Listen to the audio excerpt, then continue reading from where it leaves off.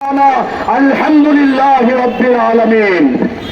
সংগ্রামী উপস্থিতি, এখন বক্তব্য নিয়ে আসছেন ইসলামী ঐক্য জোটের আইন বিষয়ক সম্পাদক হযরত মাওলানা মুফতি মীর হেদায়েতুল্লাহ গাজী।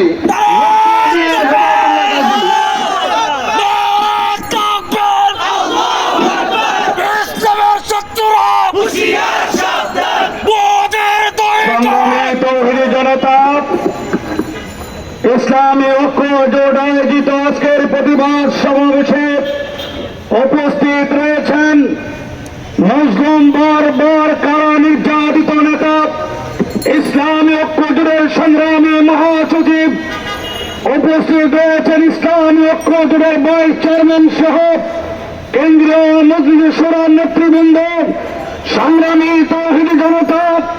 ভারত একের পর এক রাষ্ট্রীয়ভাবে আল্লাহর রসুলের বিরুদ্ধাচারণকারীদেরকে প্রমোট করে বিভিন্ন সময় আল্লাহর রসুলের কটূক্তি উস্কিয়ে দিয়েছে মোদী সরকার, ঠিক কিনা বলেন?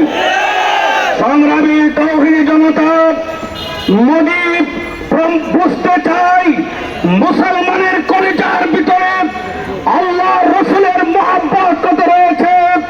বাংলাদেশের কথা বাদ দিলাম, ভারতে যে প্রতিবাদ দিল্লিমুখী হয়েছে, প্রমাণ করেছে আল্লাহ রসুলের বিরুদ্ধাচারণকারীদেরকে বিন্দু পরিমাণ ছাড় দেওয়া হবে না, হবে না, হবে না।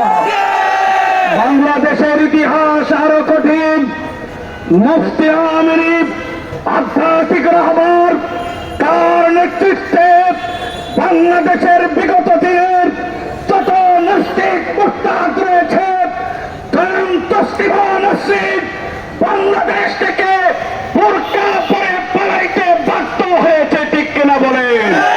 সংগ্রামী তৌহিদি জনতা, আজ যারা অন্তর্বর্তীকালীন সরকার রয়েছে তাদেরকে বলবো, বাংলাদেশে